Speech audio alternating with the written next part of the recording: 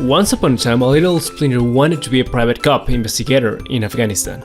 Splinty the Splinter was born in the year 1200 BC and became part of a box for King Charles V of France until the Napoleonic War raged, so Napoleon confiscated all the boxes and used them as ammo in the Battle of Waterloo.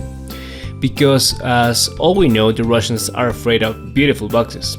Unfortunately, the usage of that strategy had its downsides. The Napoleonic army became boxless and were unable to make fire, so they went super cold and died, and that's how the Napoleon lost to Russian army. Once Splinty was launched, it was adopted in the Red Army, so it became communist. Then the war was over. He went to live in Leningrad, where he worked as a Bolshevik until the occupation of the 2067 by the Chinese caused the expansion of their wall, that now runs from Nicaragua to Ukraine. Knowing that war is super awful, he ran with his family to Afghanistan, where he found job as a consultant of IT business and worked with firms such as goat&stuff, Sun & Corp, Loving Camels, and so on. He lived another 100 years until the last of his descendants died, as it was cut by the hipster using an axe.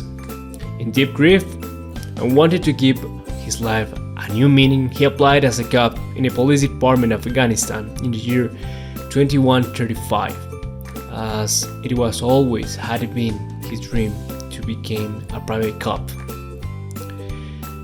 There he was paid with goats, so he became the most rich and powerful cop in the civilized world, until he died 2 weeks after, when his boss was unable to find a toothpick, so he volunteered to help his friend to get a piece of meat out their teeth.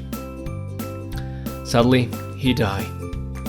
So the moral of the story is, never leave your house without extra toothpicks, as you might be able to save your life, even more if you're a Splinter. The end.